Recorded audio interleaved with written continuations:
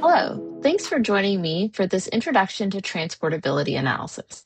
This introduction lays the groundwork to conduct transportability analysis yourself using the TransportHealth R package.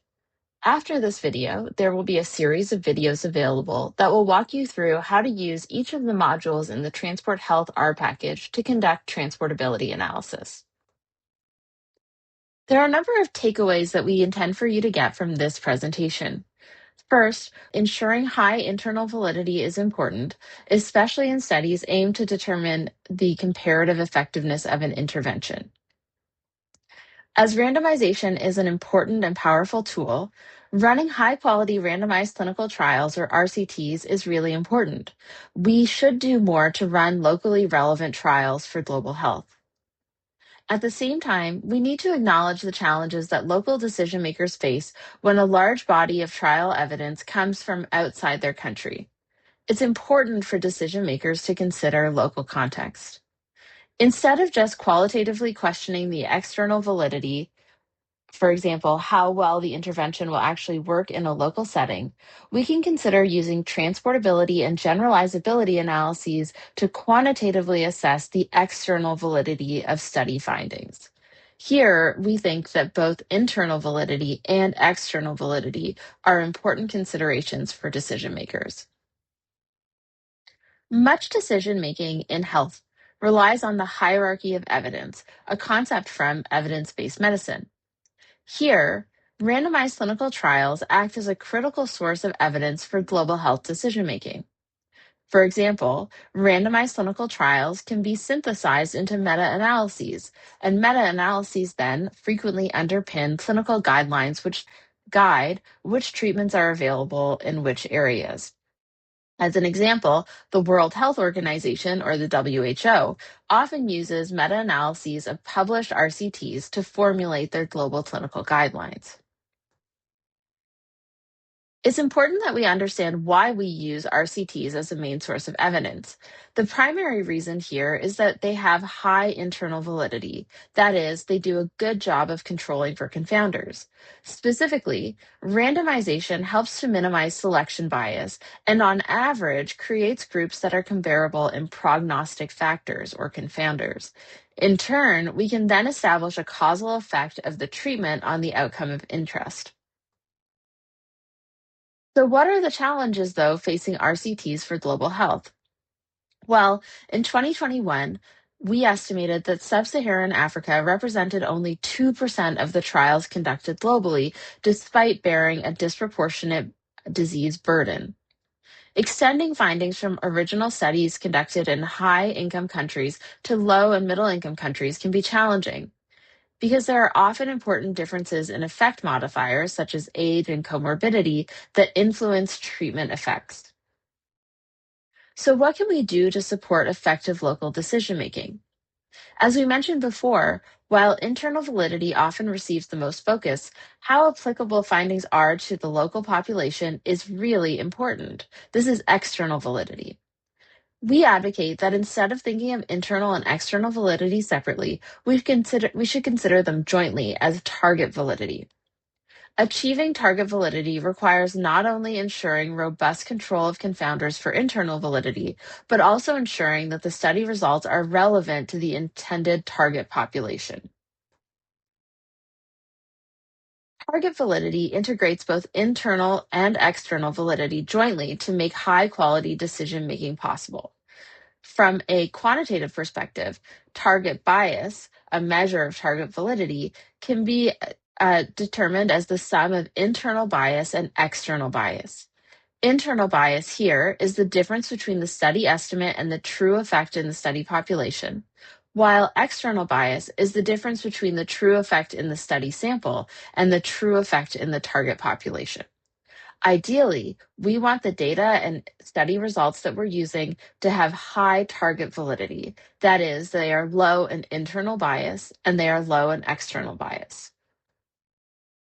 We can do this using something called causal inference. Causal inference is the study of causal relationships between variables.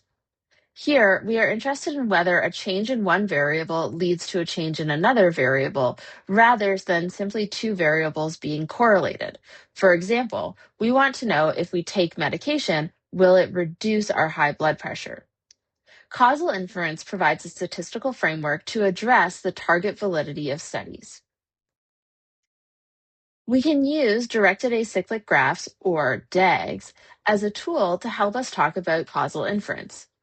DAGs summarize our assumption about causal relationships between variables. In these DAGs, nodes represent variables. Those are the words in the circles, and edges or arrows in the DAG represent direct causal relationships. In a DAG, if we follow the nodes and arrows, you form a path. Paths can be open or blocked. Variables at both ends of an open path are associated due to the causal relationships on that path. Variables may or may not have a causal role in any given path. If we want to estimate a causal relationship, we need to consider confounding. Imagine we are interested in how much changing A changes B. Confounding in this situation would exist when the association between A and B reflects causal relationships in which A does not have a causal role. Put another way, confounding distorts the actual causal relationship between variables and leads to poor internal validity. Let's go through an example to help demonstrate how confounding might actually work. Here's an example where we're looking at the number of firefighters and monetary damages. We want to know, does the number of firefighters cause not monetary damages? Here, we might say sending more firefighters would put out the fire more effectively, thus limiting the damage caused by the fire. In which case, the number of firefighters would have a causal relationship with monetary damages. However, there's a confounder, which is that when a fire is large, more fighters are sent, and there is more damage regardless of how many firefighters are sent, simply due to the size of the fire. Hence, it's possible that we see higher monetary damages when more firefighters are being sent because of the size of the fire rather than the number of firefighters. In this case, the size of the fire is a confounder that we would want to adjust for when assessing the causal relationship between the number of firefighters and the monetary damages resulting from a fire. In causal inference, there are many ways to adjust for confounding. Some examples are propensity score matching, propensity score weighting, or inverse probability of treatment weighting. Confounding adjustment addresses this question of internal validity, one component of target validity. For our work, we're interested in addressing external validity. And here we will talk about the role of transportability and generalizability analyses to address external validity. So, transportability and generalizability analyses are causal inference methods that can quantitatively assess the external validity of randomized control trials and other studies. In both transportability and generalizability analyses, we adjust for different distributions of effect modifiers in the study sample and the target sample. In this instance, we can think of generalizability analyses as simply a special case of transportability analyses, where instead of transporting from a study sample to a separate target population, we're generalizing from the study sample to the broader population from which that study sample was drawn. Some of the methods we've already talked about, such as propensity score matching, might be familiar to you from other forms of causal inference. So you might be wondering, how are transportability analyses and generalizability analyses different from other causal inference approaches? Well, importantly, in most causal inference methods, the goal is to remove confounding by balancing confounders between the treatment and control arms. In transportability and generalizability analyses, the goal is different. The goal is to account for different effect modifiers between the study and target sample in order to assess the external validity of the current evidence for the problem or decision at hand. Depending on the source study design, we may or may not need to account for confounders. As I said, in transportability analysis, we are interested in the effect modifier distribution and how they affect study participation. That means that instead of calculating the propensity of being treated, which is what we might do traditionally, we calculate the propensity of participating in the study, the source study that we're interested in transporting the effect of.